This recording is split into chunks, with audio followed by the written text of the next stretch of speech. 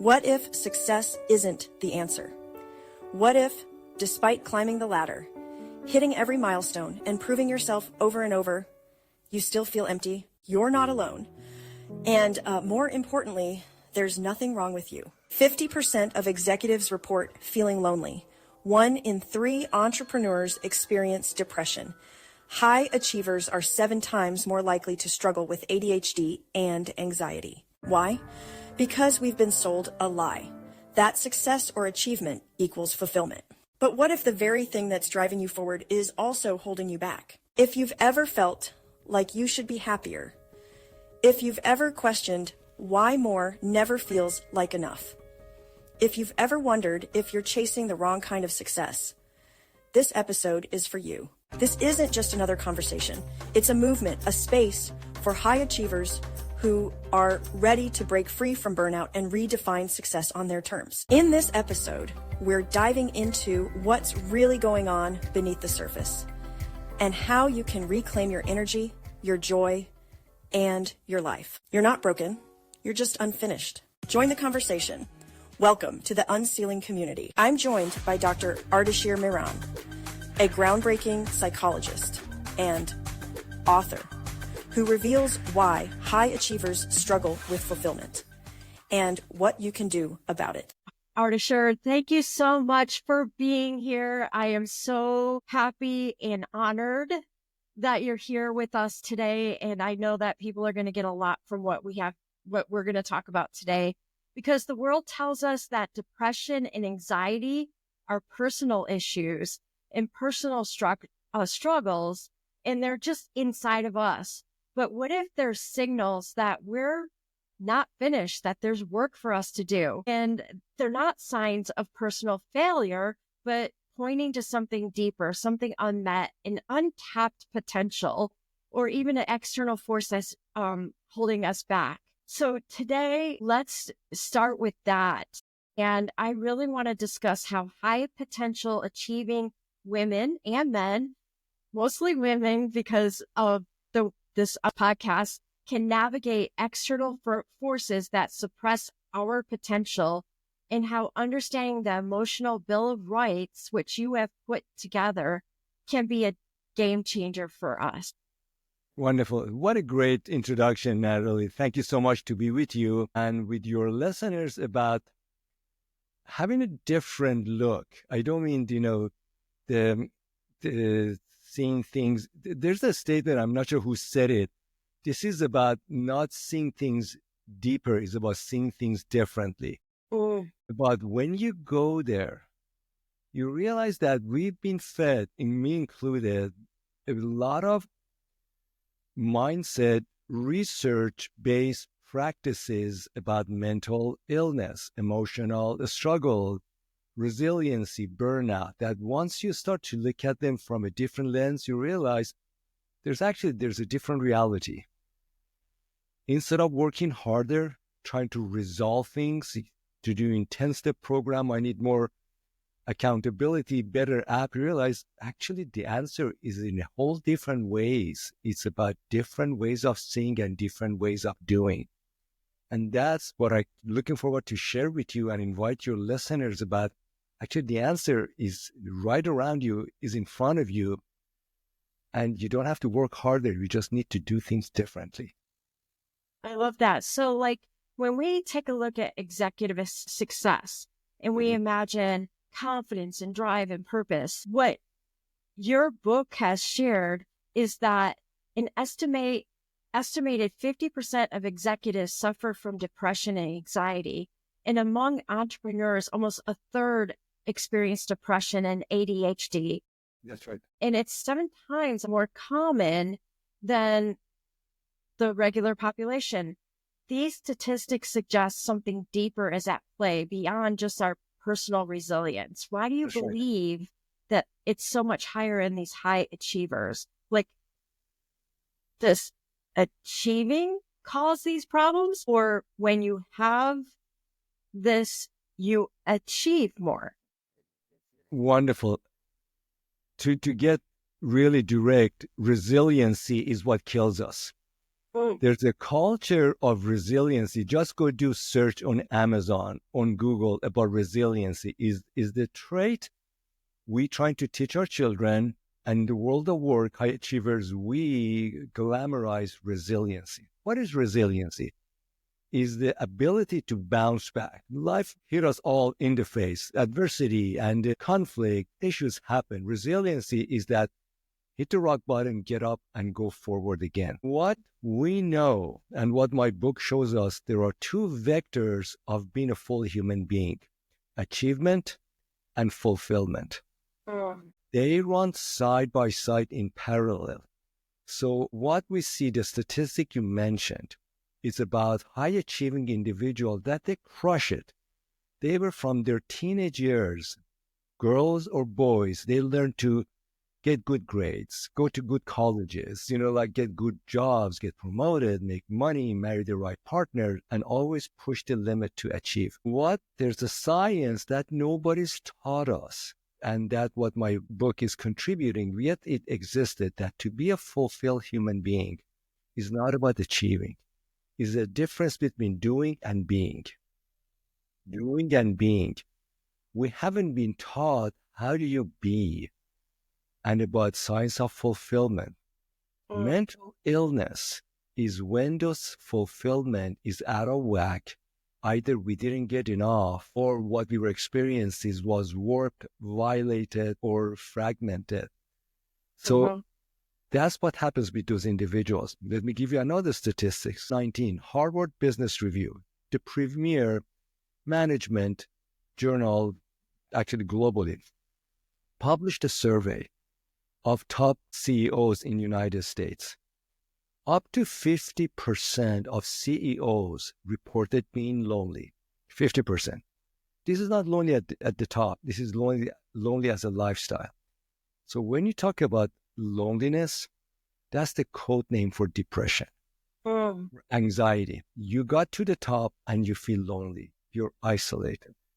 Those are my clients. I've been working with them, and you realize there's a different story, personal struggles that high achievers know it's there, getting to the point, I don't even know what to do with it. I don't want to admit that I'm isolated. I don't have a good relationship with my partner. I'm not even enjoying myself, my body. So what happens when you're lonely, when you have those statistics you mentioned, there are downstream impact, gastrointestinal, mostly in women, cardiovascular, mostly in men. And there's a reason why is that. A lot of shoulder, back pain, migraine, body pain. What we know in the United States, every day in primary care departments, every day, up to 1/3 of visits is due to depression. Doctors know it. They don't quite know what to do with it. You don't tell the patients, you need to go see a therapist. So it's something called pill for a nail. They ask for medication. Give me something, doctor. And they know the patient will be back. And the reason they know that their charts, medical chart, is thicker than rest of the patients. And because they keep coming back, talking about the same symptoms, and they ask for MRI, for X-ray. Doctor says there's nothing wrong with you. Patients don't believe it because they're aching. It's a depression and anxiety unhealed and unaddressed. So that's the work we need to do. That actually, it's not about the pain. Pain is trying to tell you, dear friend, wake up. You're in a different neighborhood. Go home. Come back home and find yourself. And it's so funny because you think achievement brings fulfillment. Yeah. That's what you would think. Yeah. You might tell yourself, when I get to that level, then I will feel. Then, exactly. And you keep going. It's like a thoroughbred horse. And you keep going and going. You achieve a lot and say that it doesn't feel like that. Then it's the next thing. Yeah. Go for that next thing. Oh my gosh. So we need to definitely have a mind shift on this. Yeah. So when we think about female leaders in particular, what are some of the societal structures that keep them going after and going the next? So for the number of years I've been working with men and women leaders, there's a difference in how men and women approach well-being, fulfillment, very distinct. So, and we know it's come from the research. Women in their journey of becoming better is inside out and men from outside in. So let me describe what it means. When male executives or a father calls me, usually their issue is that if I get the next role, if I get the next job, if I get the next promotion, if I get a better car, a better home, or better spouse, like a different girlfriend, then I would feel better. So it's always something outside or make my pain go away. I'm aching. So a number of men call me, their heart racing, it goes, they have a cardiovascular, high blood pressure, and doctor says that you are under a lot of stress. So they're trying to put their worlds in order, then come back for them to feel better. Women, it's different. Women, the story is that somewhere along the line of me growing up, starting almost like pre-teenage year, they had to compromise. A young girl, a young teenager, a young college student had to look good, have a good body, good school grade, have a good boyfriend, be the high school queen, and all of that to fit in. And so when they come to see me, the question is that I don't even know who I am anymore. And there's a girl in me that is somewhere it was lost and never fully experienced herself. And there's an exercise in one of my chapter of my book is the I am, the need I am. They say that I don't even know my voice, but I know somehow it got morphed and changed along the way. Right. So what they are looking is about, I want to find me. So what is interesting in the work that I do with women executives or mothers, you can almost know the trajectory of their getting well. By this third or fourth session, they write me, usually the text or WhatsApp, saying that I'm exhausted. I feel overwhelmed, a lot of tears coming out. My emotions like a tornado coming overtake me. Is this normal? My answer to them is, welcome. You're starting to feel yourself. That basically, and I share with them that your emotions, they've been dormant for decades. For you to fit in as a mother, as a spouse, as an executive, and now you feel stronger enough. You're paying attention to them. They were always there, but you didn't have a space for them. So as they're coming is for you to see all the shades of your emotions and then to decide what you want to do based upon your values, your goals, the person you live in, the children you have. But women is the journey of, I want to find me. Some of them, when they come to realize that I need to rediscover or reset my relationship with my spouse, my partner, with my boss, that I've compromised too much of me. There's a numbness that in me. With men, it's the other way around. When they go to that exercise, what they're asking is that I need a space, distance from my spouse to find me. So usually they take a marital sabbatical, go on a long weekend or go play golf and they come back. Women say, no, I need a different conversation. I need a different set of boundaries. So in reality, we need them both, men and women, but women is inside out. Let me find me so I can prioritize me as a full person being in this life. My choices, my voice, my priorities, my feelings. Men is that, what are the things available to me? Check, check, check, check. Okay, now I feel better. That is so interesting. It's so fascinating. And when I'm talking with women about leadership and the women that are taking this journey to being their best self, it is definitely an inside out. Like, I love the title UnCeiling You, because to me, it's, yes, the ceiling above our head, but it's also unsealing, like unwrapping, like discovering. Right. That's what it is, discovering. So journey of finding yourself. So emotional pain, depression and anxiety, ADHD, all of that, they're signal that there's a discovery is waiting for you. That the way you've been living your style, your pattern, they have passed their expiration date. It's time. You can ignore it and your pain will get worse. Your pain, your physical pain, your migraine pain, your tuning out will get worse. Pain is an invitation to come home, to rediscover yourself. I love that. It's hard work. It is crazy hard work.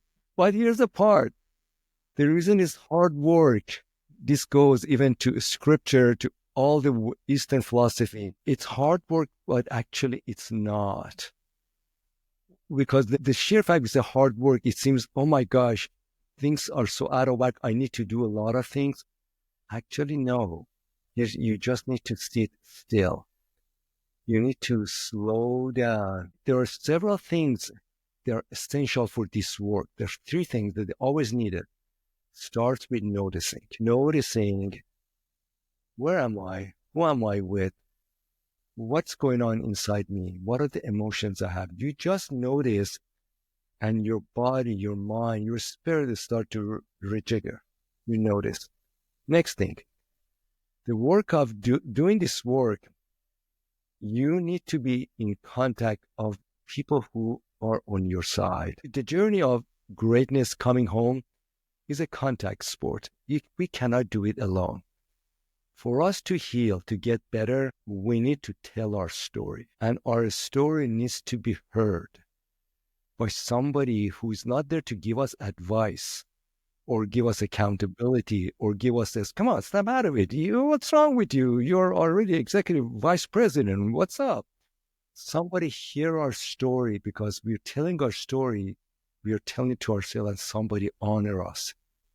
And the third one is that when angst, things come up, overwhelm come up, basically means you're opening your safe deposit box and you see all these things. Oh, look at this, look at that. So you need to see what's come up, a signal that will guide you. I have work to do here. There's this relationship, or that person, or that memory. So notice, connection, and see stuff that come up, a signal, the breadcrumb that show you the path. Love that. So one of the things that you make an argument in is, in you're making the case here that depression is not a mental health issue. It's an indication of unfinished growth. That's right. And so when we hit our glass ceiling, maybe we're in an organization, there's no more room to grow as it appears. What's the real issue? Is it really external and maybe perhaps discrimination? Or is it something else, like maybe internal loss of agency? What can you do to live fully? So another way to think about depression is disconnection.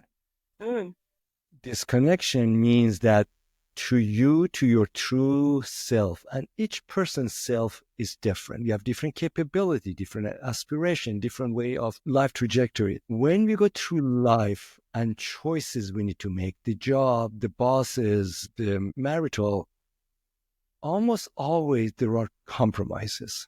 Life is about series of compromises, choices we have, and what are we going to do. Early in life, as a kid, we don't have a choice. We live with what's given to us. So a lot of depression has the childhood roots, have trauma roots, because we learn to compromise to survive, not to get hurt, to just get the basic need for what we want. Then we go to school, the friends we have, the world of work, college, and so on. There are always compromises to be made for us to fit in, to claim to be at the table, to glass ceiling, be around the table. The question is, what compromises are you making? And come to your agency. Agency means we all have internal power, internal mastery. The internal power you're born with. This is your right. Parents, teachers, politicians, they don't give it to you. You have that. Once you give your power away, that's the beginning of depression. And that you literally feel you almost like if people can see me, your body start to shut down. You start to you can tell by who is depressed, even by the way they walk. It's a very tentative walk. It's a hesitant walk, the shoulder. So depression is about what have you lost and what do you know that belongs to you. You know it, but you say no, not now. Maybe I wait. I need this job. I need this role. I need this partner. And you tolerate. What we tolerate, if it's not meant for us, that's what kills us. It's kind of interesting what you're saying, and I want to lead this to the next question. I tend to record these podcasts in groups, so I have a theme for the first season. And the first season, I really wanted to take a deep dive into internal barriers. And I invited a group of women to be on the podcast. And before we launched the first season, I had a pre-launch party, and I invited all of these folks to meet one another. They didn't know one another. And there's one lady, the first lady that was my first interviewee, Jennifer, and that's on episode 2, because my first was a trailer. And she is a senior vice president in a financial services department. Currently, she's still working that job. She also authors books, and she's a speaker, and she runs a retreat. She's doing a lot of different things. And so while she was on the call with all of us, she had said, before I started doing all these things, I was burned out. Yeah. And now that I'm doing these things, I'm not. And one of the other ladies said, wait a second. Yeah. You're telling me you're a senior vice president, and after you piled on all of these things, you're not burned out. But before you were. And so my question for you is, in thinking about this loss of, how do high achieving women differentiate between burnout and a deeper loss of purpose? Yeah. So deeper loss of purpose and burnout. Burnout is another code word for anxiety. Oh. And burnout, so the way we as a living dynamic organism respond to the world, there's a stress, there's anxiety, and anxiety can be labeled by society as burnout. Stress means that stuff happened. You go, you fall, there's a sound, you get an email, you get a phone call, you get hypervigilant and your body tenses up. What does it mean? Your stomach start to produce adrenaline and cortisol, which they go to your extremities, to your brain, to your mind, even to your cognitive way, as a way for you to respond to something. You need to do something, answer a call, run away, or take care of a business, something that appeared to you. It becomes anxiety when that pattern becomes a way of being, consistent. So the phone call's gone away, you took care of it, but it's still you're hypervigilant. At that point, anxiety becomes a trait. And that's basically means the people who are anxious, they have leaky gut, means like diarrhea, like the stomach issues. They go to doctor a lot. They take all sort of medication for that, or they have a racing heart. Burnout is actually, the term burnout is relatively new since late 80s, 90s. Actually, it came from the hospital settings, the clinical work, and from the operating room. That doctors are their surgeons, nursing, and the patient after patient coming, there's a lot of going. At a certain point, they reach the maximum. I just need to exhale. I need a space. But you can't. There's the next patient coming. They will go to burnout. Burnout means a thoroughbred horse that never gets a chance to catch its breath, exhale, get ready for the next topic coming. Burnout is about agency and a sense of control. Your control has been taken away from you. You've been dictated to do this, to do that, to do that. We can be introducing burnout to ourselves. You see this, especially my brother was working in Wall Street. People who always on from sunrise to sundown, because wealth gets created and you need to be there. So they go home. Many people start to drink, drug, and they just collapse. Burnout happens when you are in a place that you just have no control, but you feel you need to do and do and do. You see it in a lot of high achieving women and men. There's a promotion coming, there's a project coming. I need to do very well. I need to crush it. I need to look good. I go on and on. Deep down, it's not their purpose. They feel they need that to feel better. Oh. So here's the kicker. I'm an entrepreneur. I work a lot harder than when I was inside the corporation, a lot harder. But it's my choice. I'm learning a lot more, many new skills, but it's my choice. I want it. And if something doesn't pan out, something I don't like, I cross it off, do something else. Burnout is when you're doing something and deep down you feel it's not for me. I need to do it to get certain accolade. But if you are true to yourself, is your agency that I'm being honest with me, there's an inside out energy coming, conviction that drives you. That really actually helps me because this, what I'm doing here is my agency. It is my passion. Yes. And I actually do my 9-to-5 job so much better because I'm doing this. Yes, that's right. It gives a sense of meaning and a sense of life integrity. I know what I'm doing. Yes. I'm doing this, but I'm also doing this. You feel full. These are all your choices, choices. And that as a way, when we raise families with our kids, there are a lot of, you should do this. But for children, even at the very age, what are the choices they have? Let them enjoy it. Let them decide on the room, on the carpet, on the book, where their socks, and go here. They learn about, I can have a voice. I can design something, give them a space, versus a lot of high-achieving parents who are anxious. They end up having the same types of children, high-achieving kids who are anxious because do, as mom and dad tell you. I see. So you developed what you call the Emotional Bill of Rights. It's a set of 7 core rights that people need to feel complete. And it's not about doing. Yeah. For women in the workplace who are often dismissed or sometimes overlooked depending on their workplace, or even feel pressure to prove themselves, how can embracing these rights help them take back their power? Yeah. So wonderful. Those 7 needs, they belong to all humans. We all have them.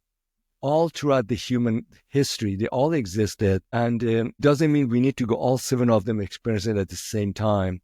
These are lifelong, and we are wired as mammals and communal mammals to experience them. The journey of, I'm very deliberate calling them rights. These are given to you by sheer fact you're human being born with your current DNA. Parents don't give it to you, teachers, and so on. What the role of parents is to make sure you know them, you experience them, and you learn to claim them. Those rights, the very first right is the sense of you belong. You belong to a community of a parent, to neighbors, to family, that they are there like your tribe to shelter you, to be there for you. And there's a quality of being. With women, what I'm seeing, when they come to see me, so men and women, those rights, they play different music, almost you can see. So those 7 rights, and it's in my book. And in fact, folks, when they go to my website, in the tab, Bill of Emotional Right, there's a PDF they can download. There's a scale, they can read about it, or have so many podcasts and articles about it. Women, you can tell the story of a woman's health and trajectory of life in 3 or 4 different of those rights. One of them is sense of belonging. Many women, they are in relationship, but deep down feel unseen, isolated, and they just want partner see me about what I'm showing and which part I'm not showing, and I am evolving. They want space to see me and allow me to change, to be myself. So there's a part of belonging, which is about love, tension, and seeing the sense of connection. You feel connected. Number one. Number two, many women feel they are not complete. They grow with the internal narrative of shame, blame. You need to be more of this. Why aren't you look like this? Your clothes, you're too fat, you're too skinny, you're not good enough. And those narratives, they still play in their mind. They still play in their mind that, it's part of that coming to terms with your life. And if they're past trauma, how do you come to them and let go of the past? Shame and guilt, you see that a lot in women, and they mean different things. Guilt means you did something wrong. You apologize, you go fix it. You do redo. With shame, it means there's something wrong with you. You're not good enough. You start to corrode us. So women, typically when they come to therapy, they're very successful, but I feel that I just don't feel successful. I'm not good enough. My mom, when I go home, still looks at me and says, is that all? You just got promoted? What else? They're waiting for approval that never comes. They're waiting for the husband says, good enough, honey. I'm so proud of you. That never feels real. To know that what they really need to do is say, I am okay. I'm good because I see it. So that's number two. I belong and I'm complete. The other one that is actually quite fascinating, there's a need of I am. It's about the voice of your soul, of your conviction, of your belief. I stumbled upon this need almost 15 years ago in my coaching work with women executives.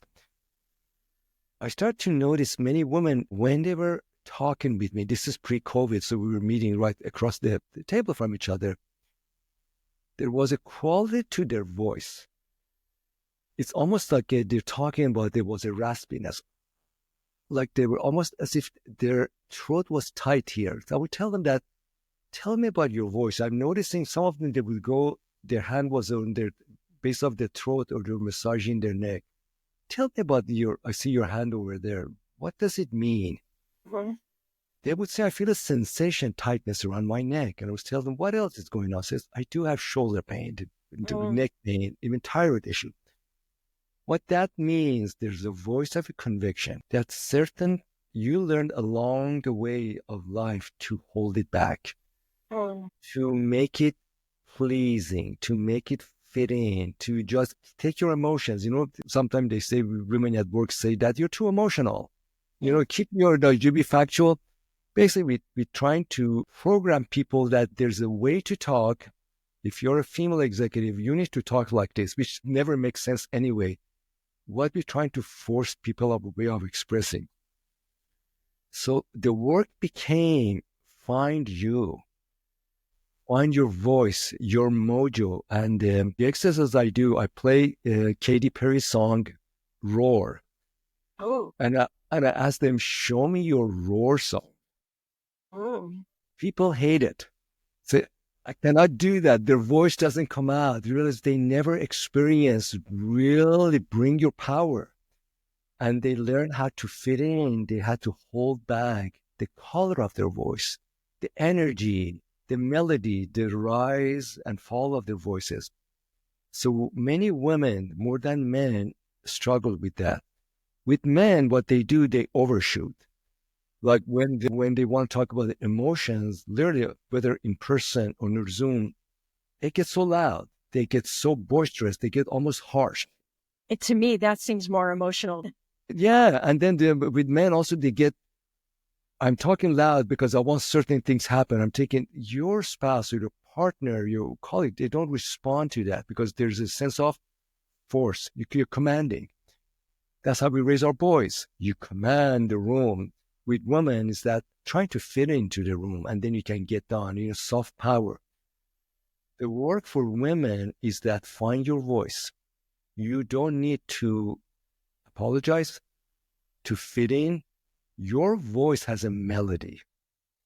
Once you find it, you become unstoppable. And there's exercises in my book, in the chapter I Am, that is about find your voice. It's always been there for you. I could talk to you forever, honestly. And It's transparently, I should say. This is so fascinating. And I think that the audience would also love more. So if someone's listening and they're thinking, I'm feeling unfinished, but I don't know where to start, what is the first practical step they should take? Yeah, several things. Somehow life has told us that we love labels. The very practical step is that there's nothing wrong with you.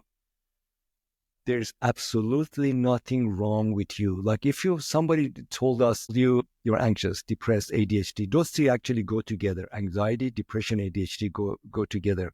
They're triples. The very first practical step to think about, growing up, you had to make choices to survive, to adapt. If you feel numbness, if you feel you're restless, you feel that, what am I doing here? Those are all adaptive responses that you get to a certain point that they don't work for you. Number one. Number two, instead of thinking about what's wrong with me, trying to fix what's wrong with me, almost less depressed, less anxious, less ADHD, what's the other way is that what has been waiting for me that I'm not doing? For example, for me, I run marathon. I'm not a young guy, but I run marathon as a way to tell my body, you can do hard things. Anything you need in life, dear listeners, you already have it and it's within you. Life told you to play defense, go fix it, then you're ready.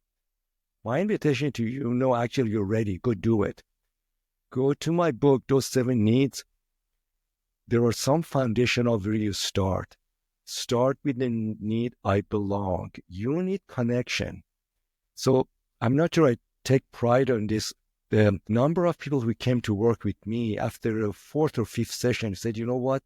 I'm not in a right relationship. This relationship has boxed me in certain role. I need a different conversation. A few times people, they say, you know what, I'm done with this relationship. They left it. We try to help them to create the different compromises, but start with, are you in the right relationship, in right connection? Are you people who see you, allow you to break the mold, show up? When you do that, including your siblings, people freak out. People freak out when you go home and say that, what's wrong with you? What happened to that young girl or young man that I remember? So when you change the family dynamics and almost nobody likes it. These are the games you play to survive. So that's number 2. Think about your relationships surround yourself. And I've done this in my life with people who are on the journey of growth. They appreciate you. They want to see your wild thing. Versus people say, I like that old person. That old person has changed. So look at the symptoms, surround yourself with the right people. And the third one is that do something every day, every week that scares you. Something different. Long sweating moment. Yeah, something different, because when you go to anxiety, depression, and all of that, we go to a lockdown situation, almost like a COVID of our life. Don't go out, don't talk, wash your hand, all of that. You start to believe all of nonsense. Your body is meant to be a lioness in Serengeti. Go wild, do something, even a small thing. Your body says, about time.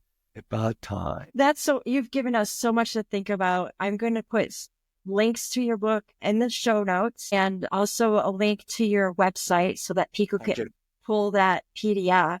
Are there any parting words that you'd like to give us before we end? Yes, the parting word, which is the story of my life when you read my book.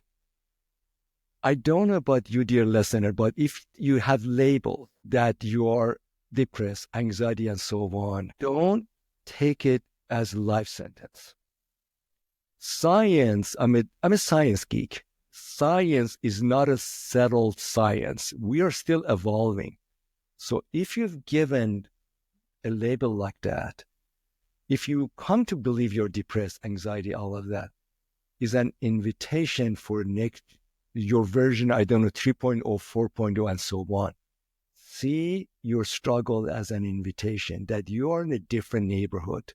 It's time to put your shoes on and travel. Use your pain as energy to create your new you. Yay. Thank you so much. I'm so happy to have you. I'm sure I'm going to have you back. Thank you so much, Natalie. Loved it. Loved it. Thank you so much to you and to all the listeners. Wow, what a powerful conversation. If you're anything like me, you're probably still processing everything we just discussed. One of the biggest takeaways for me is this idea that achievement and fulfillment are two different tracks, and they both matter. It's not about choosing one over the other. It's about recognizing that fulfillment isn't something we should delay until after we achieve something big. We have to actively pursue both. I couldn't stop thinking about this during our conversation, how easy it is to get caught up in pushing forward, achieving, checking the next box, believing that once we get there, we'll feel whole.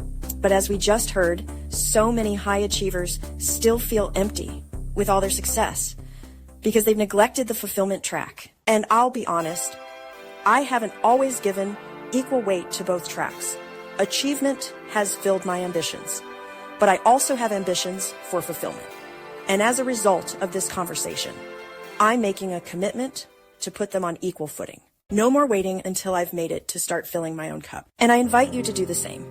Take a moment and ask yourself, not just, am I doing enough or did I check all the to-do boxes? But am I fulfilled? If the answer is no, it might be time to stop waiting and start prioritizing what truly brings you meaning. If you resonated with today's conversation, check out the show notes for links to Dr. Mehran's book and resources, including the Emotional Bill of Rights PDF. I'd love to hear your thoughts.